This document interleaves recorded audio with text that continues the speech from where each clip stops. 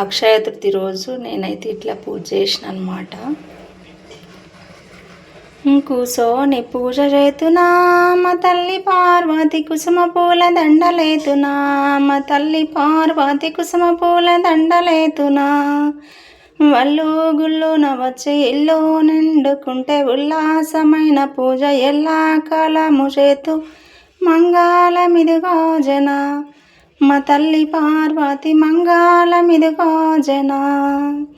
నిల్చోని పూజ చేతునా మా తల్లి పార్వతి నీలి పూల దండలేతునా, మా తల్లి పార్వతి నీలి పూల దండలేతునా.